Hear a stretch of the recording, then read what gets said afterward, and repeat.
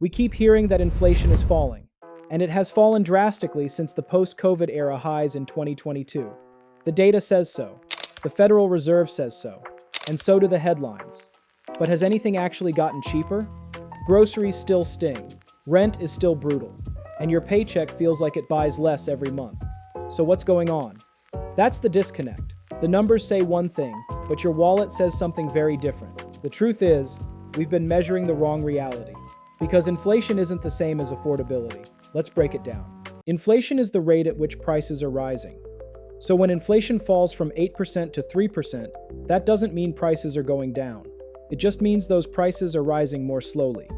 Think of prices as distance, and inflation as speed. Imagine you're driving forward on a road. Slowing down doesn't mean you're going in reverse. It just means you're still moving forward, just not as fast.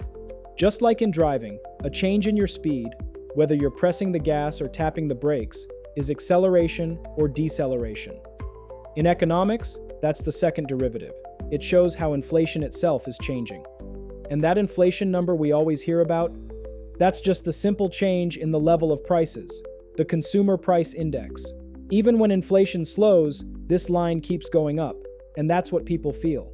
Prices are still rising, just more slowly. That's the first derivative. So even though inflation is easing, the cumulative price level is still much higher than it was in 2020. Consumers don't care about percentage changes. They care that a dozen eggs cost $12 when they used to cost $3. They care that rent is up $600 a month from what it was before the pandemic.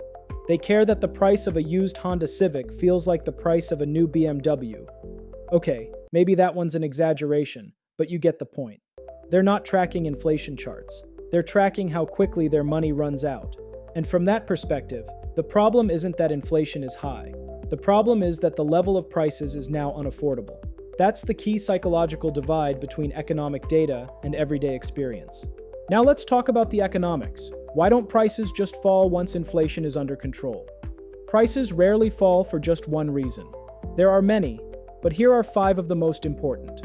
First, wages. Employers hiked wages during the post-COVID labor crunch.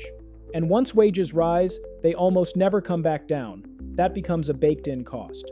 That's called wage rigidity.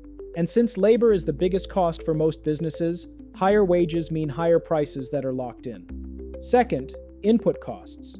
During COVID and the surge in fuel and energy prices that came afterward, companies paid more for shipping, materials, and inventory.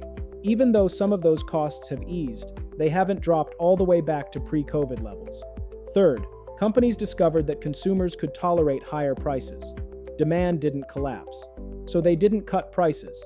They just stopped raising them as fast. Economists call this demand inelasticity, when raising prices doesn't scare people away.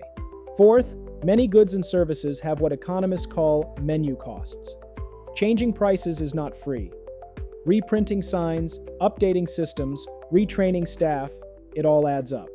So companies don't lower prices unless they absolutely have to. Fifth, pricing is psychological. When a product gets cheaper, consumers sometimes think it's lower quality. So once a price floor is set, companies hesitate to undercut themselves. In short, there's no natural mechanism that pulls prices back down. Once the cost base resets, it tends to stay there. So inflation is cooling, but that's just a slowdown in speed. Prices are still climbing, just more slowly. That's why it still feels expensive, because we're higher up the road than ever. Let's zoom in on something that doesn't get enough attention. Not everyone's feeling this inflation squeeze the same way. Since COVID, wage growth has actually been stronger for low-income workers than for high-income earners. That's because the biggest raises went to the lowest paid jobs. Think food service, warehouse work, retail. During the labor crunch, companies had to boost pay to fill shifts. In fact, adjusted for inflation, real wages for low-income workers rose by over 15% from 2019 to 2024. According to the Economic Policy Institute, that's the largest gain of any income group during that period. Meanwhile, real wages for top earners rose more modestly, far less than the gains seen at the bottom. But before you declare victory for the bottom half, there's a problem. Low-income households still spend a much bigger share of their paycheck on essentials: food, rent, transportation. So even though wages went up, so did the price of everything they depend on. And with less room to maneuver, any shock, A spike in gas prices or a bump in electricity bills hits hard. High earners are in a different boat. Their incomes didn't climb as fast, but they've got more margin for error. They're not choosing between groceries and rent, but they are noticing that their paycheck doesn't stretch like it used to. Maybe the year-end bonus covers the ski condo but not the renovation. Or maybe the second vacation just isn't happening. So what's affordable really depends on your starting point. But whether you're living paycheck to paycheck or just tightening the belt on your luxury spending, nearly everyone is feeling the squeeze. Inflation may be easing, but affordability, that's still up for debate. Thanks for watching. And if this helped connect the dots, hit subscribe. There's more ahead.